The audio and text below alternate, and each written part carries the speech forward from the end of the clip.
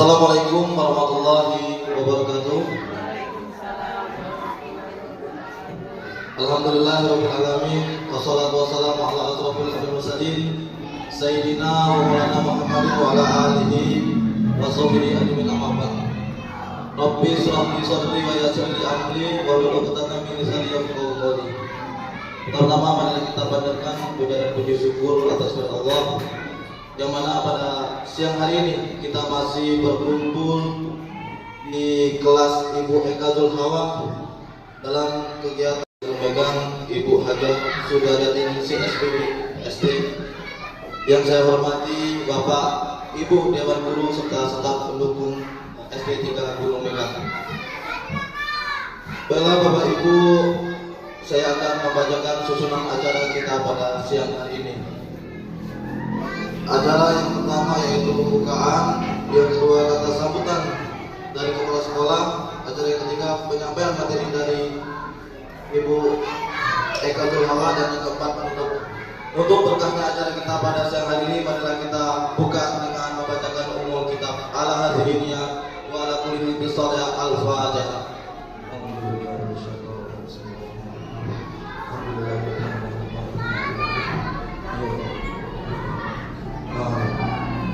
Acara selanjutnya itu kata sambutan dari Ibu Kepala Sekolah, Bapak Ibu Sudaryati Ningsih SPD SD. Bapak Ibu silakan.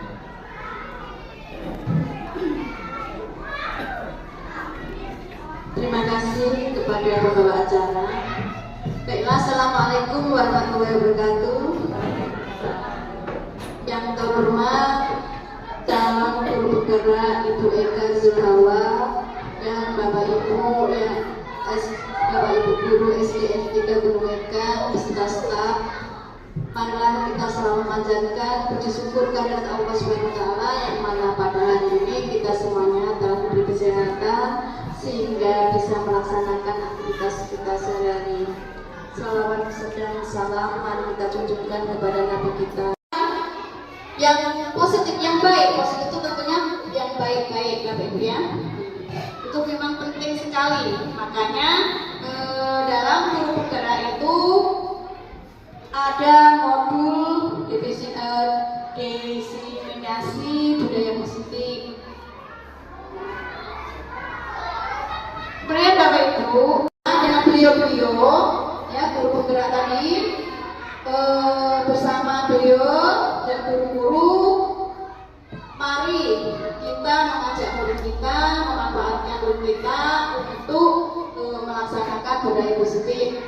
Jadi jangan hanya sebagai ini saja, pelajaran saja Bapak Ibu ya, tetapi harus diterapkan kepada murid-murid kita.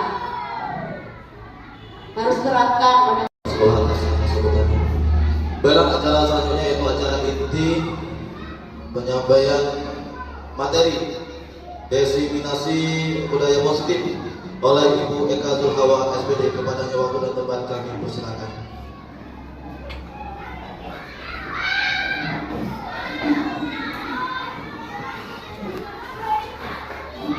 Assalamualaikum warahmatullahi wabarakatuh. Selamat pagi menjelang siang Bapak dan Ibu guru. Baiklah, sebelum saya menyampaikan materi tentang diskriminasi positif, apa kabar Bapak dan Ibu guru?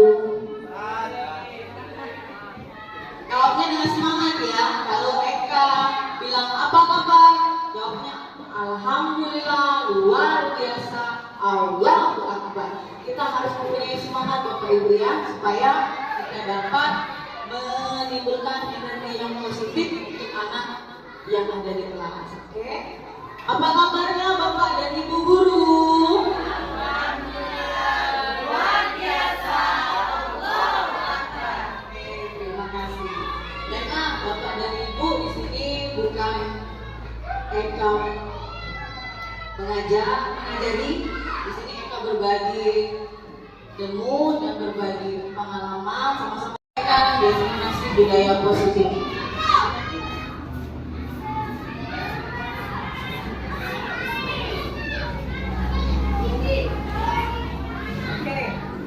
Bapak dan Ibu guru, apa makna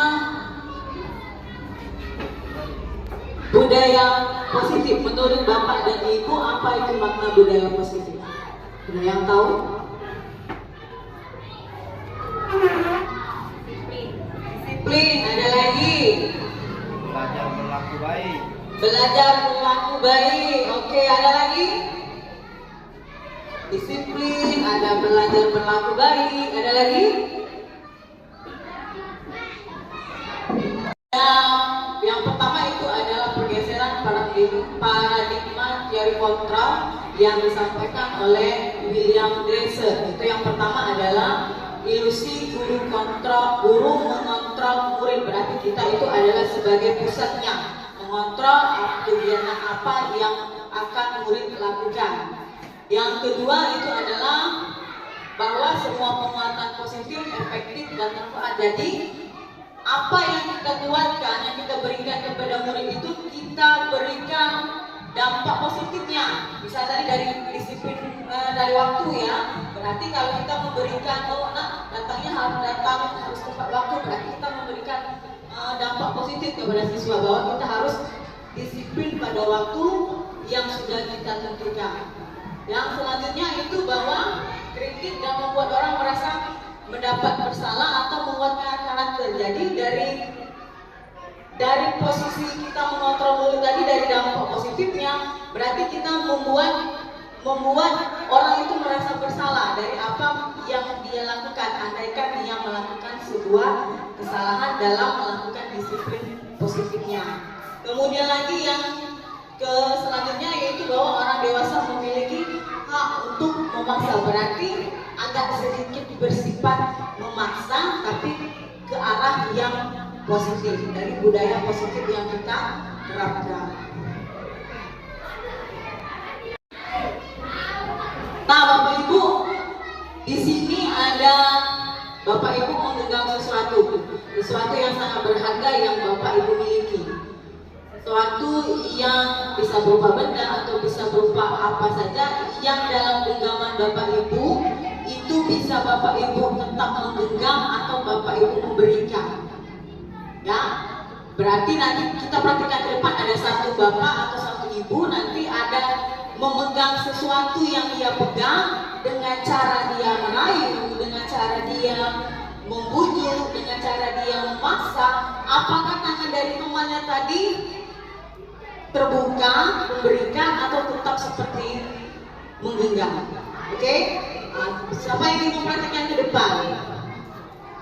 Dua, berarti ada yang menggenggam dan ada yang mencoba dengan merayu, membujuk. Siapa yang ingin mempraktekannya?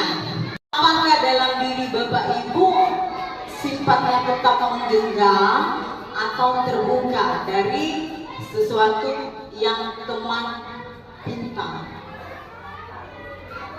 Ada yang ingin menyampaikan pendapat?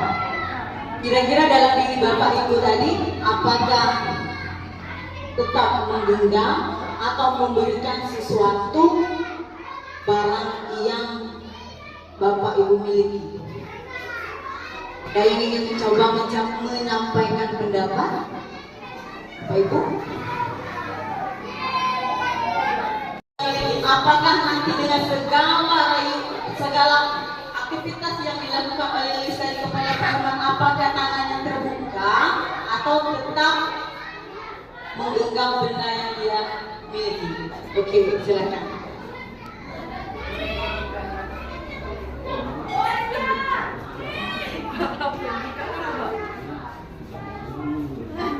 Apa Pak emisinya Pak?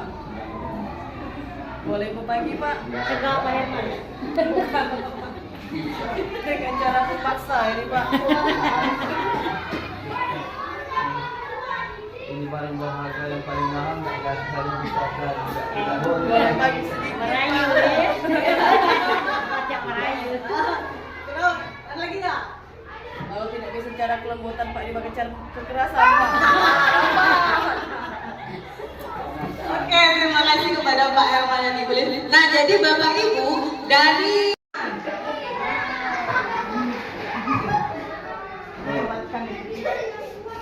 Baiklah, kami akan menyampaikan maksud genggaman tadi. Yang karena saya tadi sudah berlalu bertahan tidak mau melihatkannya, karena ia terlalu memaksa ingin melihatnya, jadi ujungnya saya dibukakan juga. Jadi masih tetap memberikan walaupun sifat Iya, memaksa, tetap saya berikan. masih memberikan. Ya, dari awal tadi saya tidak mau mengasihkannya, jadi tidak dapat memilih. Dia masihkan itulah. Ya. Berarti walaupun dengan berbagai caranya masih tetap akan diberikan. Berikan. Beri tepuk tangan Bapak. terima kasih. Ya, jadi walaupun yang namanya kita berteman atau dengan ataupun dalam segala hal, tetap kita pasti akan mencoba memberikan sesuatu walaupun sedikit, ya. Jadi kita masih tetap berbagi walaupun itu barang yang berharga dikit, itu tidak sepenuhnya tapi bermanfaat bagi orang lain. Oke, selanjutnya Pi. Seseorang bisa berubah dari paradigma stimulus respon kepada pendekatan teori kontrol, ya. Di sini ada stimulus respon dan kemudian lagi di sebelah sana ada teori kontrol. Itu berdasarkan stimulus respon itu adalah berdasarkan realita, berarti berdasarkan kenyataan yang kita miliki.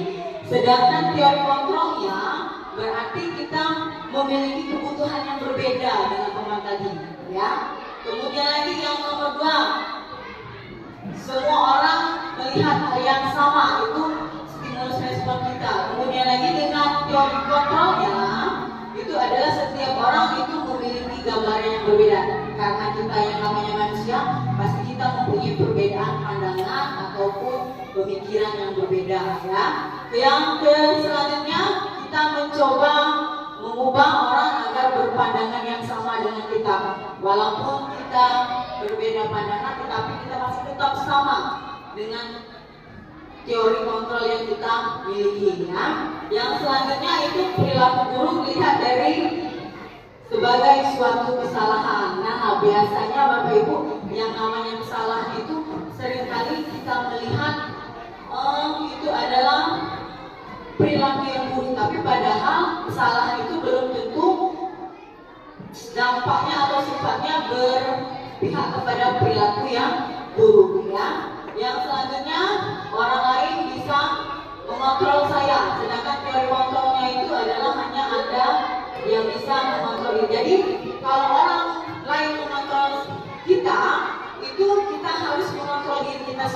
Jadi ketika orang lain mengomentari kesalahan dari yang kita perbuat, itu berarti orang lain bisa mengontrol dirinya, ya. Kemudian lagi yang selanjutnya ataukah salah, berarti ada yang berpikiran dari kesalahan yang kita perbuat, ada yang berpikiran kita merasa menang, ada yang dari dalam kontrolnya, itu berarti dia berpikiran, oh aku yang menang, walaupun perbuatan kesalahan yang dia lakukan itu adalah salah, ya. Yang selanjutnya,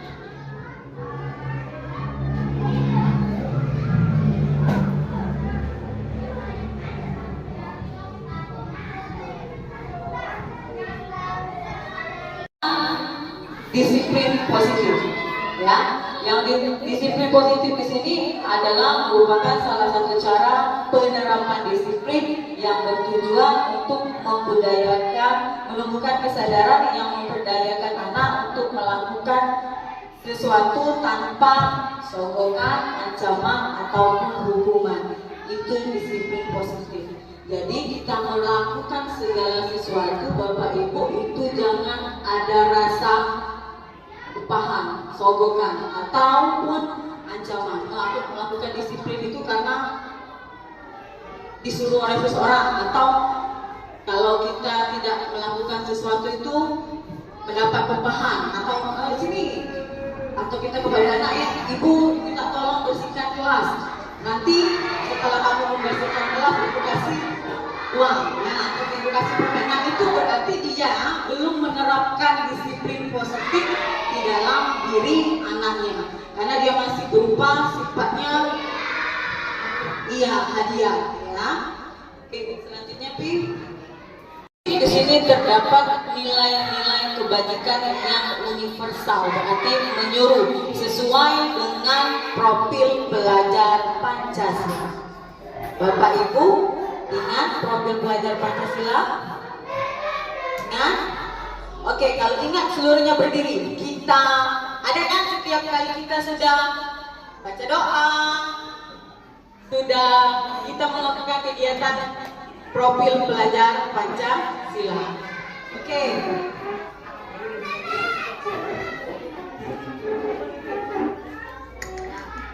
1, 2, 3. Belajar Pancasila, beriman dan bertakwa pada Tuhan yang Esa dan berakhlak mulia, berkenegaraan global, gotong royong mandiri, kreatif dan bernalar kritis. Sekali lagi, semangat. 1, 2, 3. Belajar Pancasila, beriman dan bertakwa pada Tuhan yang Esa dan berakhlak mulia, berkenegaraan global, gotong royong mandiri, kreatif dan bernalar kritis.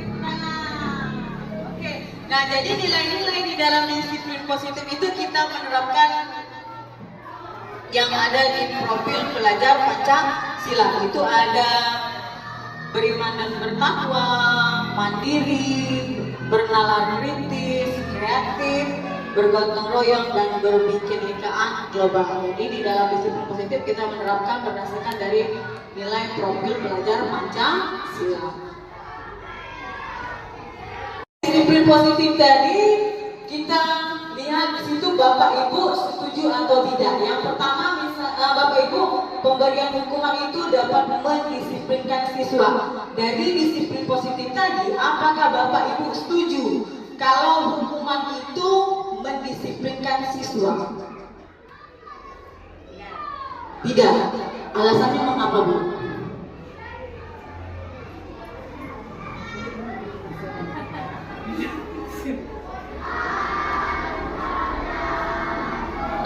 Karena di dalam pemberian hukum itu jadi anak itu takut akan hukuman, sehingga dia akan melakukan apa yang dia dianggap suatu hukuman tersebut. Contoh umpamanya piket, tidak dari dalam diri dia, takut oleh dihukum oleh Ibu Eka Zulhawa. Itu dia yang melakukan itu. Ada lagi? Nih, ibu-ibu yang cantik, yang muda-muda, ayo. Disiplin memberikan hukuman itu, apakah Bapak Ibu setuju? Berarti siswa dapat kita disiplinkan. Ayo, yang ibu-ibu cantik, yang muda-muda, apa pendapatnya? Bu Ina, Bu Ika, Ibu Cinta.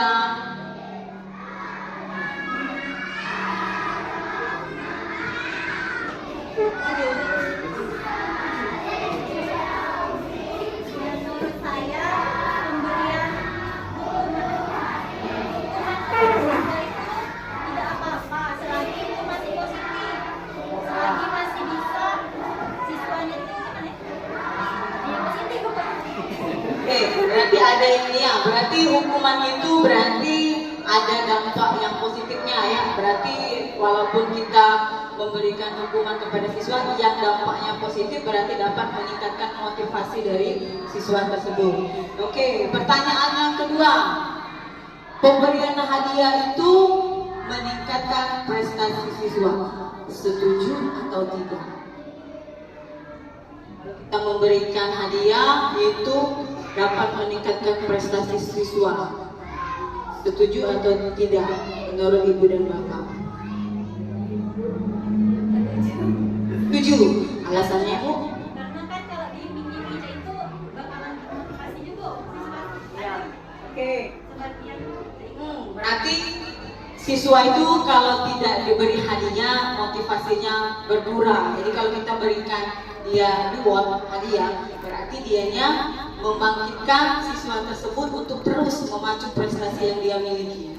Oke. Yang ketiga, apakah Bapak atau Ibu guru memberikan solusi untuk setiap siswa yang bermasalah? Nah, karena biasanya setiap hari kita berjumpa dengan siswa, bertatap muka dengan siswa, apakah Bapak Ibu guru memberikan solusinya jika siswa melakukan kesalahan? Yo, melakukan, setuju atau tidak? Setuju, alasannya apa? Bu Lilis?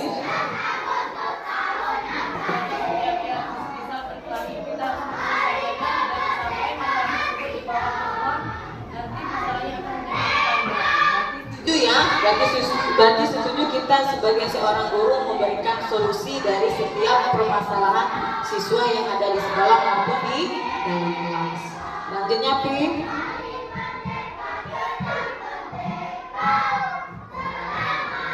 Itu adalah motivasi perilaku manusia.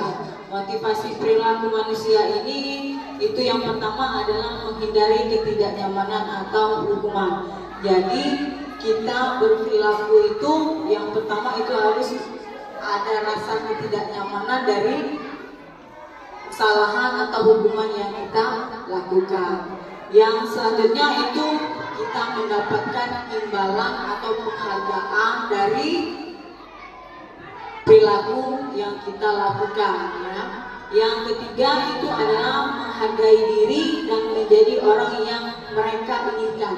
Jadi dari motivasi perilaku manusia itu selain kita menghindari rasa ketidaknyamanan, kemudian lagi mendapatkan imbalan atau penghargaan, kita juga ingin menjadi apa yang orang inginkan. Jadi kita memotivasi itu kita menjadi apa yang orang lain inginkan dari diri kita sendiri.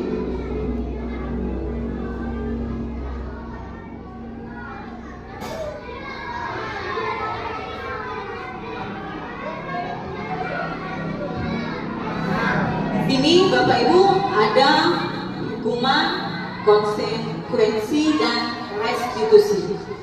Bapak Ibu pasti hukuman, konsekuensi dan restitusi itu pasti memiliki perbedaan. Nah, hukuman dan konsekuensi menurut Bapak Ibu apa perbedaan antara hukuman, konsekuensi dan restitusi? Ada yang ingin mencoba memberikan pendapatnya? Hukuman itu apa? kemudian lagi konsekuensi itu apa, dan restitusi itu apa. Menurut Bapak Ibu yang tahu, ada? Warahmatullahi wabarakatuh. Terima kasih WK diberi kesempatan untuk menjelaskan perbedaan dari hukuman, konsekuensi, dan restitusi. Sebelumnya, salam dan bahagia untuk guru-guru hebat semuanya. Menurut saya, hukuman itu ketika sudah dikatakan kepada murid, misal jika anak datang terlambat ke sekolah setiap hari, nanti ibu kenakan hukuman. Itu hukumannya misalnya dikasih hukuman keliling lapangan. Nah, bagi saya misalnya Pak, keliling lapangan sekolah atau disuruh untuk membersihkan WC atau apa, itu bukan hukuman yang mendidik bagi saya. Hukuman itu jika anak melakukan suatu kesalahan, perlulah hukuman yang mendidik bagi siswa kita agar mereka menyadari untuk kesalahannya. Kalau konsekuensi itu sudah ada kesepakatan di awal antara guru dan siswa. Sudah dikatakan dari awal, nah kalau datang terlambat konsekuensinya kamu harus begini, harus seperti itu. Itu menurut saya kalau konsekuensi. Dan bagi anak yang melanggar, maka mereka harus memenuhi konsekuensi tersebut. Sedangkan untuk restitusi, seorang guru melakukan pendekatan secara manajerial kepada siswa dengan mencari solusi, bukan menimbulkan masalah lagi. Mencarikan solusi kepada anak tersebut agar anak tersebut menyadari dan tidak mengulangi kesalahannya. Guru melakukan pendekatan secara segitiga restitusi dengan pendekatan manajerial. Siswa diajak secara diskusi, bukan untuk menyalahkan siswa tersebut, tetapi untuk menyadarkan apa yang menyebabkan siswa seperti itu, kebutuhan apa yang belum terpenuhi oleh siswa, karena pada setiap manusia ini ada 5 kebutuhan dasar yang harus dipenuhi oleh siswa. Menurut saya seperti itu dulu penjelasan singkat saya. Terima kasih Bu Eka.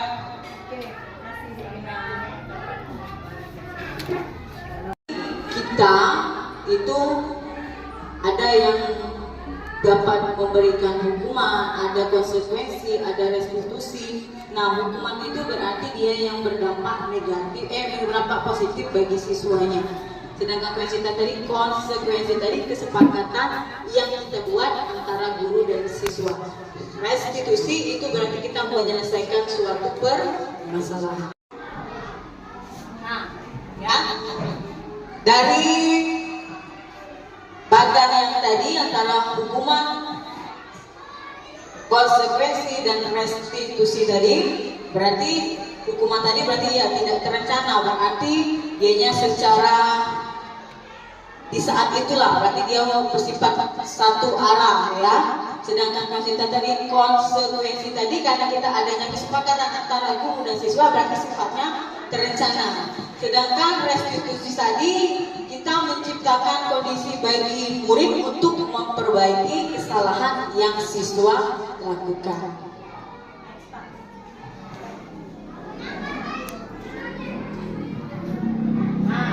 Ini ada pertanyaan lagi Bapak Ibu. Konsekuensi atau hukuman? Yang pertama itu adalah mencatat 100 kali di dalam buku kalimat saya tidak terlambat lagi karena terlambat ke sekolah. Menurut Bapak Ibu, konsekuensi atau hukuman? Hukuman. Mengapa dia bersifat hukuman, Ibu Cika? Pernah nulis 100 kali masuk 100 kali. Karena saat itu tidak ada kesepakatan kalau dia datang ke sekolah. Terus tidak sifatnya terlalu memaksa. Berarti yang pertama itu termasuk ke dalam kategori hukuman.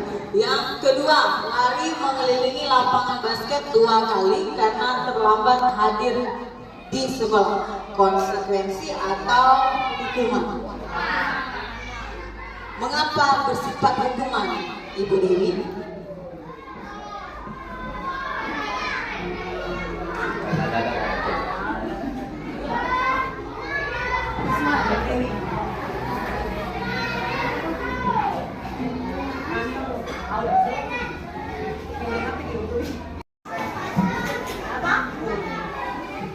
Bersikap hukuman karena saat itu tidak terencana, jadi saat dia terlambat langsung diberi hukuman. Kalau dalam pelajaran PJOK, kira-kira kalau dia mengelilingi lapangan bola basket tadi, kalau dalam pelajaran olahraga dia termasuk hukuman atau konsekuensi? Jika tidak direncanakan sebelumnya masih termasuk ke dalam hukuman. Tidak, termasuk konsekuensi. Karena memang pada saat pelajaran olahraga Iya. sesuai dengan pelajarannya. Iya. Kalau dia dalam pelajaran olahraga, dia bukan bersifat hukuman. Karena dia bersifat konsekuensi karena di jam pelajaran PJOK olahraga. Tapi kalau kita sebagai guru kelas, kita memberikan hukuman tadi mengelilingi lapangan tadi, dia termasuk ke dalam kategori hukuman karena bukan di jam pelajaran olahraga. Nah, secara perlahan sudah memahami antara hukuman dan konsekuensi. Yang ketiga, membersihkan coretan yang dibuat siswa di meja tulis, termasuk hukuman atau konsekuensi? Konsekuensi. Mengapa dia termasuk ke dalam konsekuensi, Pak Desta?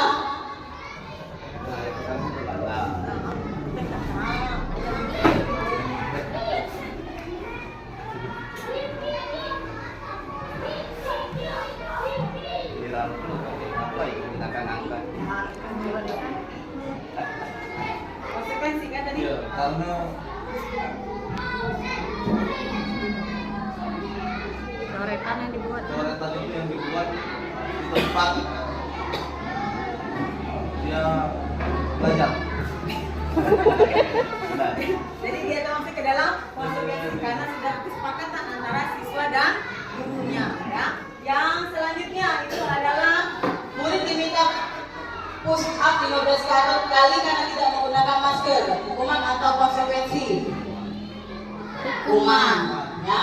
Kemudian lagi yang selanjutnya berdiri di depan kelas sambil mengangkat satu kaki karena tidak bisa menjawab pertanyaan. Konsekuensi atau hukuman? Konsekuensi. Konsekuensi. Kenapa alasannya? Konsekuensi. Tadi dibilang konsekuensi, apa alasannya? bisa menjawab. Supaya dia ingat jawabannya. berarti sudah melakukan kesepakatan dulu antara siswa dan murid tadi, ya. Oke, yang selanjutnya memastikan WC karena merusak pensil teman. Hukuman. Hukuman. Yang terakhir itu lari mengelilingi lapangan karena terlambat 10 menit saat Konsekuensi. pelajaran PJ. Oke, dia termasuk ke dalam Konsekuensi. Selanjutnya next.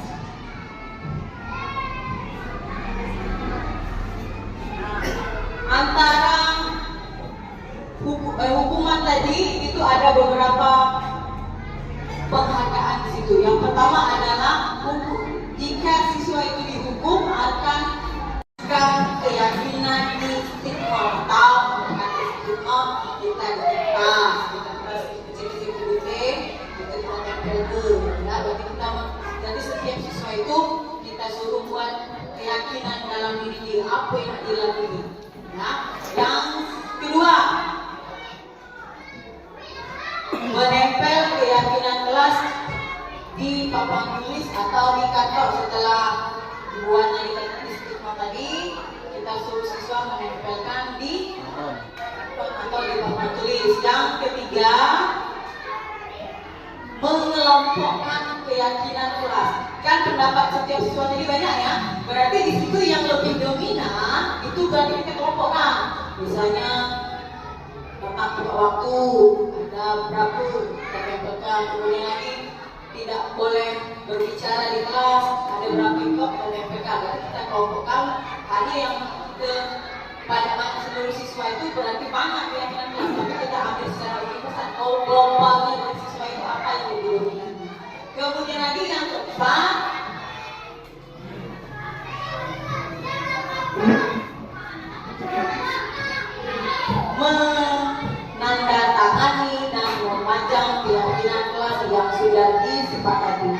Sudah semuanya dibuat? Sudah semuanya dipajang? Oke, kalau sudah alhamdulillah, berarti setiap keyakinan kelas itu sudah dibuat. Keyakinan kelas itu ibu tidak harus guru kelas, bisa juga pelajaran PJOK supaya dia mengondisikan kelas. Boleh dia buat keyakinannya sendiri. Pak, pada saat jam pelajaran ini apa keyakinan yang kita lakukan antara guru PJOK tadi dengan siswa. Jadi tidak harus guru PJOK tadi memakai keyakinan kelas yang dibuat guru kelas, tidak. Dia membuat dewa keyakinan kelas boleh. Karena setiap kita kan berbeda ya, cara kita dalam memberikan pembelajaran.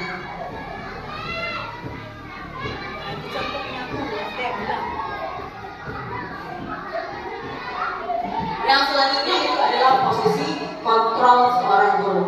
Ada sebagai pendukung, ada pembuat rasa bersalah, ada sebagai teman, pemantau, dan manajer. Ini sebagai pendukung, kita itu tidak boleh menghati atau menunjuk, kemudian lagi hukuman itu bersifat fisik atau dampaknya itu akan menjadi pidana. Jadi yang itu sifatnya menghukum, berarti di situ menimbulkan anak itu menjadi dendam kepada kita. Kalau kita posisikan kita sebagai seorang penghukum. Yang selanjutnya itu adalah posisi kontrol pembuat rasa bersalah. Itu adalah suara lembut namun menyalahkan siswa. Kemudian lagi guru menyatakan kesalahan pada siswa. Dampaknya dari kita sebagai posisi kontrol pembuat rasa bersalah itu adalah membuat siswa merasa bersalah, rendah diri, dan benar. Ibu-ibu, kalau posisi kontrolnya pembuat rasa bersalah tadi kira-kira kemana? Yang ada dia supaya pada posisi kontrol yang membuat rasa bersalah. Ada yang bisa mencontoh tidak? Ibu atau bapak? Kalau merasa, kalau sebagai hukuman kita biasa kan, misalnya sini dong. Nah, kalau kita posisi kita sebagai seorang guru tapi di posisi kontrolnya membuat rasa bersalah siswa, kan pilih. Ada yang bisa mencontoh tidak?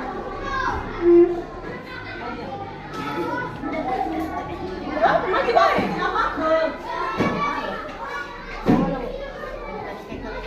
Nah, sebagai seorang guru, siswanya satu. Yes. Kita mencontohkan posisi kontrol seorang guru sebagai pembuat rasa bersalah. Dampaknya kan siswa membuat rasa bersalah, kemudian rendah diri, dari diri.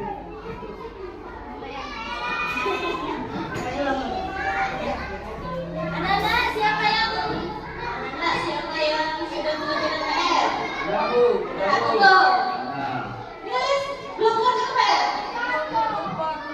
Ya Allah Lilis, salah apa lagi Lilis? Ibu sudah mengingatkan Lilis, PR itu ada di halaman agenda halaman 4, halaman 5. Ini sudah 1 minggu Ibu kasih. Jangan dong Lilis, jadi kami kemarin pergi kondangan tidak terima.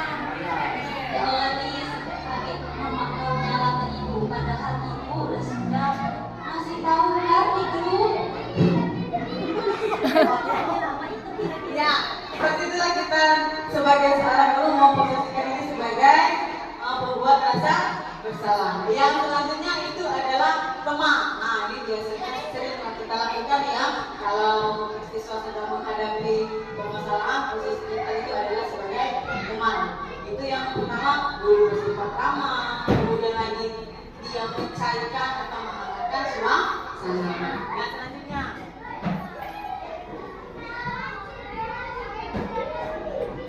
sebagai pemantau ini berarti dia melihat, berarti di situ nada bicaranya sebagai posisi kontrol sebagai pemantau itu adalah dia identitasnya berhasil, kemudian lagi pemantaunya tetap memantau siswa dan diberikan sanksi. Dampaknya itu yang pertama adalah hadiah, hukuman diberi tanpa melihat nilai kebajikan, tidak sepenuhnya secara mandiri. Ada yang bisa memberikan contoh tak sebagai penantau? Kita sebagai pemantau berarti kita melihat jikalau siswa tersebut melakukan kesalahan. Ada yang bisa memberikan contoh? Zida, Sebagai pemantau.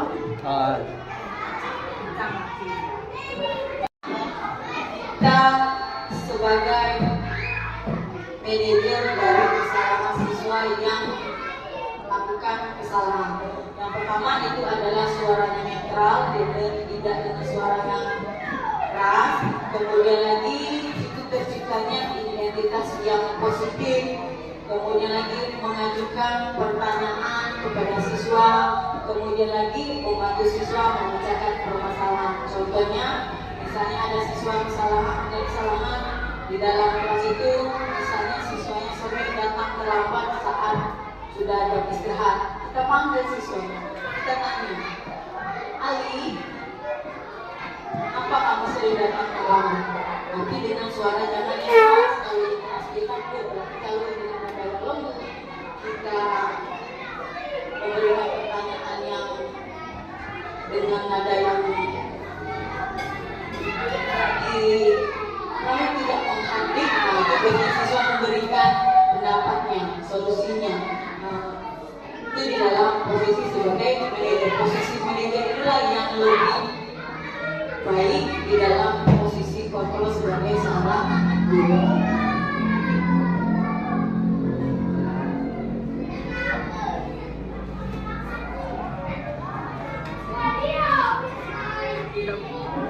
Nah, di sini Ada kebutuhan dasar manusia. Yang pertama itu adalah bertahan hidup.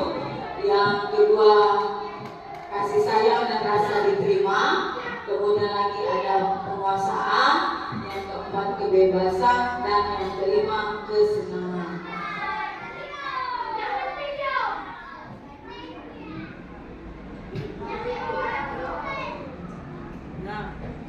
Ada pertanyaan yang pertama, aku senang main kejar-kejaran dengan ibu guru. Seru, kira-kira dia termasuk ke dalam kebutuhan dasar yang mana? Apakah dia penguasaan? Apakah kasih sayang? Apakah tadi kebebasan? Ataukah dia ingin bertahan hidup? Yang nomor Kesenangan. Yang selanjutnya Pi. Ibu kejar aku karena ibu guru sayang aku. Kira-kira termasuk sayang. Yang ketiga, aku hebat kan? Bisa bikin ibu guru kejar aku. Penguasaan. Penguasaan. Yang selanjutnya Pi. Aku bosen belajar mewarnai terus di dalam kelas. Kebebasan. Itulah kebutuhan dasar manusia, ya. Nah, di sini ada dunia spiritualitas. Yang pertama ada pertanyaan, siapakah orang yang paling penting di dalam hidup Bapak Ibu? Ya, yang paling penting. Wah, lagi suami, warga, anak, ya. Kemudian lagi yang kedua, nilai kebajikan apa yang terpenting dalam hidup Bapak Ibu?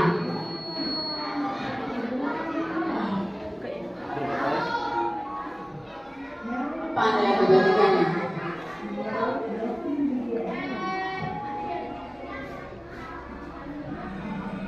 Apa nilai kebajikannya? Mereka yang penting tadi orang tua, keluarga, istri, anak, suami.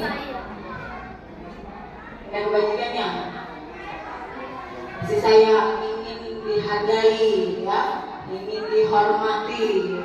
Kemudian lagi, kalau Anda menjadi orang yang ideal, karakter atau sifat apa yang paling Anda inginkan? Nah, orang yang paling ideal, berarti yang paling lengkap. Sifat apa yang ingin Anda tanamkan di dalam diri Anda? Saling menghargai. Rendah hati.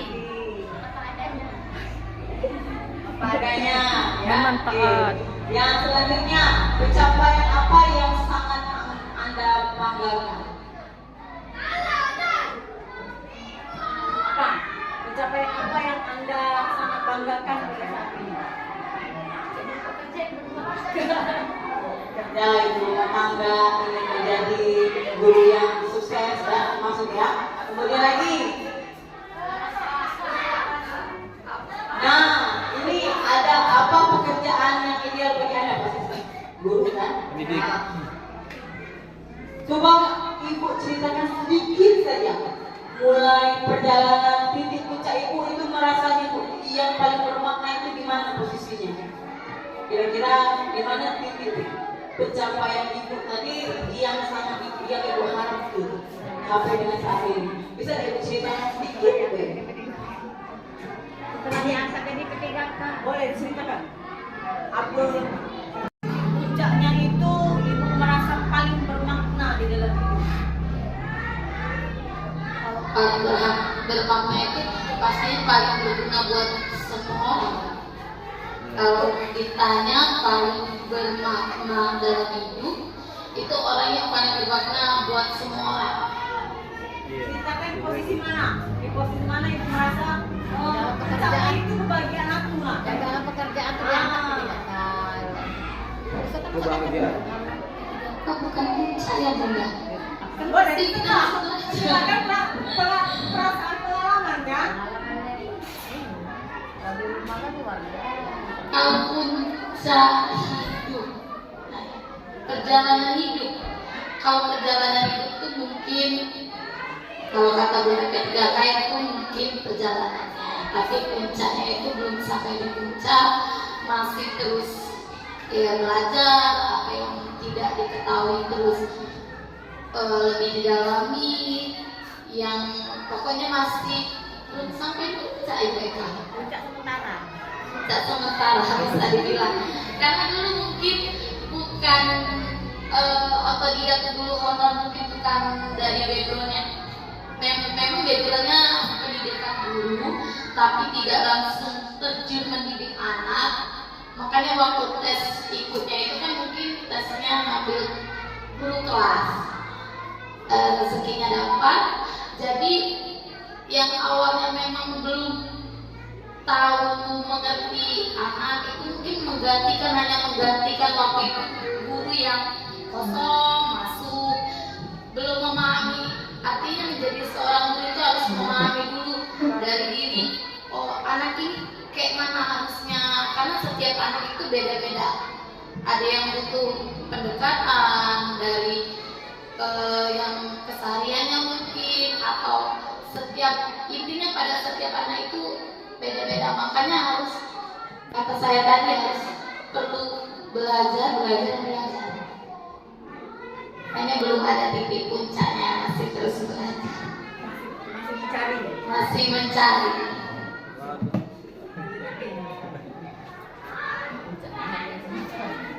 Nah, ini yang terakhir adalah segitiga restitusi. Yang segitiga restitusi ini tadi, langkah-langkah yang pertama itu adalah menstabilkan identitas. Di sini dalam arti kata menstabilkan identitas berarti kita menanyakan kepada siswa yang bersalah, apakah yang dia lakukan tadi, kita identifikasi permasalahannya apa, kita tanya siswa tersebut, yaitu menstabilkan identitas. Langkah yang kedua itu adalah memvalidasi kebutuhan bersalah. Nah, memvalidasi kebutuhan bersalah ini bisa dengan cara kamu tentu punya alasan kan mengapa kamu melakukan kesalahan. Nah, seperti itu kalimatnya. Atau adakah cara yang lebih efektif yang kamu butuhkan dalam permasalahan tersebut? Itu kata yang dalam memvalidasi kesalahan. Kemudian lagi dari sudah memvalidasi, baru kita menanyakan keyakinan apa yang sudah kita sepakati di kelas. Misalnya disiplin Bu, oh berarti si Dani tahu kan dengan kesepakatan yang kita buat, tahu keyakinan apa, disiplin Bu, berarti Dani ingin menjadi murid yang seperti apa. Dari itu berarti kita menanyakan keyakinan dari siswa. Itulah dalam segitiga restitusi, 3 langkah yang dalam kita menerapkan segitiga restitusi. Yang pertama, stabilkan identitas, yang kedua memvalidasi kebutuhan kesalahan, yang ketiga baru menanyakan keyakinan.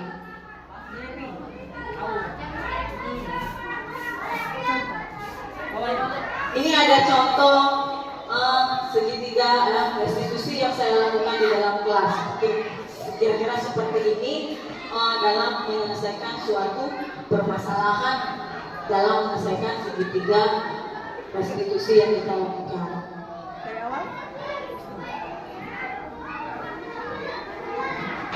Nah, ini menstabilkan identitas, ya, identitas. Apa yang pertama itu adalah identitas. Oke, baiklah. Kami mau tanya, menurut kalian apakah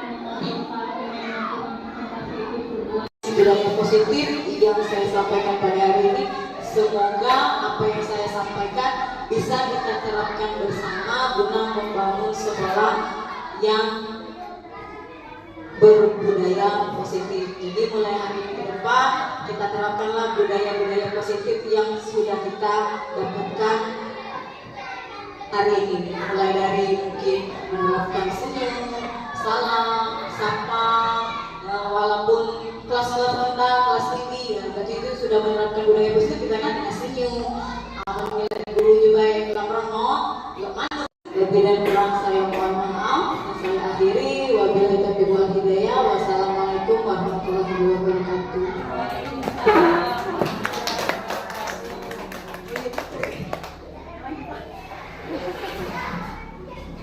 Baik, terima kasih kepada Ibu Eka Hawa SPD atas materi yang telah diberikan. Semoga ilmunya dapat bermanfaat bagi kita semua dan dapat kita terapkan juga kepada anak didik kita. Bila acara yang terakhir yang menutup adalah kita tutup dengan melafazkan hamdalah alhamdulillah. Saya sebagai pembicara mohon maaf apabila ada kata-kata yang kurang berkenan. Kepada Allah yang sama-sama kita mohon ampun. Saya akhiri bila taufiq wal hidayah. Wassalamualaikum warahmatullahi wabarakatuh.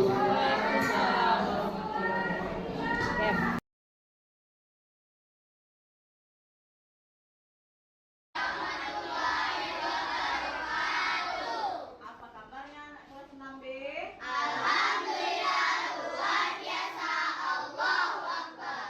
Baiklah, sebelum kita memulai pembelajaran pada hari ini, kita belajar tema 1, pelajaran bahasa Indonesia terlebih dahulu supaya kita tertib dalam kegiatan pembelajaran. Kita membuat keyakinan kelas. Kalau kita membuat keyakinan